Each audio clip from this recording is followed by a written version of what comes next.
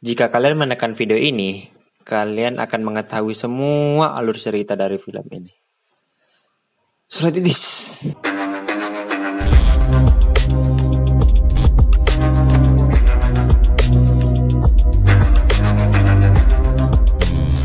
Film ini berkisah tentang kejadian di Perang Dunia Pertama, tepatnya pada musim semi di utara Prancis tahun 1917. Seorang kopral muda dari militer Inggris, yakni Kopral Blake, bersama rekannya, yaitu Kopral Scofield yang berasal dari Batalion 8, diminta menghadap ke Jenderal Erin Moore. Jenderal memberi perintah kepada mereka berdua untuk membawa surat untuk menghentikan serangan yang akan dilakukan Batalion 2 yang dipimpin oleh Kolonel Mackenzie kepada Jerman. Apabila Batalion 2 tetap menyerang, mereka akan masuk ke dalam perangkap yang sudah direncanakan Jerman, dan 1.600 orang yang ada di batalion tersebut akan tewas. Kebetulan, kakak dari Kopral Blake bertugas di batalion tersebut, dan akan tewas apabila ia terlambat menyerahkan surat itu. Kopral Blake dan Kopral Scofield segera pergi ke batalion kedua, yang bersembunyi di hutan Croixilles, 1 mil di tenggara kota Ekos. Mereka terpaksa melintasi No Man's Land, yakni medan tempur kedua belah pihak yang berperang.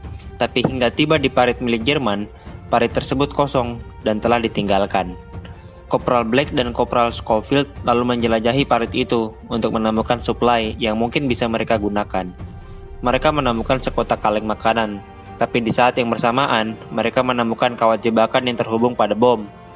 Sial bagi mereka, seekor tikus mengenai kawat tersebut dan bomnya pun meledak. Kopral Scofield tertimbun dalam parit tersebut. Beruntung, Kopral Blake datang dan membawa Kopral Scofield keluar dari parit.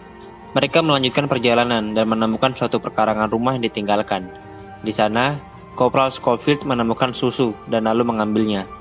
Tiba-tiba, mereka melihat pertempuran udara antara pesawat Inggris dan pesawat Jerman. Pesawat Jerman ditaklukkan, tapi bangkai pesawatnya jatuh mengarah ke mereka. Mereka segera mengeluarkan pilot pesawat itu dan berniat mengobatinya. Tapi pilot tersebut justru menikam Kopral Blake. Kopral Scofield naik pitam dan menembak mati pilot itu. Kopral Scofield berusaha menghentikan pendarahan Kopral Blake, tapi pendarahannya sangat hebat. Di masa kritis itu, Kopral Blake ingin Kopral Scofield menuliskan surat untuk ibunya, bahwa Kopral Blake tewas tanpa rasa takut. Kopral Scofield mengiyakan permintaan itu, dan Kopral Blake pun tewas. Tak berselang lama, pasukan bala bantuan untuk Batalion Newfoundlands melintas dan mendatangi Kopral Scofield. Kopral Scofield ikut bersama pasukan bala bantuan itu, karena dalam perjalanannya, mereka akan melewati Ekos. Namun, pasukan bala bantuan itu tidak dapat menyeberang ke Ekos, karena jembatan penghubungnya telah dihancurkan. Kopral Scofield lalu melanjutkan perjalanan dengan berjalan kaki untuk masuk ke Ekos. Baru beberapa langkah ia masuk ke Ekos, ia lalu ditembaki oleh seorang tentara Jerman. Mereka berdua saling beradu tembakan. Kopral Scofield berhasil mengenai tentara Jerman itu yang bersembunyi dalam bangkai gedung. Kopral Scofield masuk ke gedung dan hendak mengeksekusi tentara Jerman itu, tapi ia kalah cepat. Kopral Scofield pun tertembak dan pingsan. Saat siuman, hari sudah malam. Dengan terpontang-panting, Kopral Scofield melanjutkan perjalanan. Kota Ekos rupanya telah dikuasai oleh Jerman, dan tanpa sengaja, Kopral Scofield bertemu dengan salah satu tentara Jerman. Ia pun lari dan bersembunyi ke salah satu rumah penduduk. Di sana, ia bertemu dengan seorang wanita setempat yang bersembunyi. Wanita itu bersama dengan seorang bayi yang wanita itu temukan.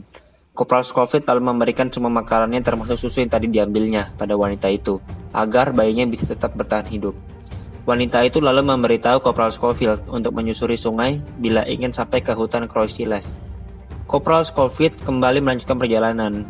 Setelah berhasil membunuh salah seorang tentara Jerman, ia pun ketahuan. Kopral Scofield lalu mencoba melarikan diri dari tentara Jerman yang mengejarnya. Kemudian ia memutuskan untuk melompat ke sungai berarus deras dan kemudian terbawa arus. Kopral Scofield lalu menepi ke pinggir sungai dan menemukan sekelompok pasukan Inggris yang sedang mendengar seseorang menyanyi. Beberapa dari pasukan itu lalu mendatangi Kopral Scofield dan mengatakan bahwa mereka adalah pasukan Batalion 2. Kopral Scofield lalu berlari untuk menemui Kolonel Mackenzie yang sedang memimpin serangan di lubang pertahanan. Tapi Batalion 2 sudah memulai serangan, dan gelombang pertama sudah maju menyerang Jerman. Jerman menyerang balik dengan meluncurkan bom di daerah parit pertahanan Batalion kedua. Kopral Scofield memberanikan diri untuk melintas ke daerah ledakan agar bisa segera sampai di lubang pertahanan tempat Kolonel Mackenzie berada. Kopral Scofield berhasil melakukannya dan kemudian menyerahkan surat yang dibawanya pada Kolonel Mackenzie.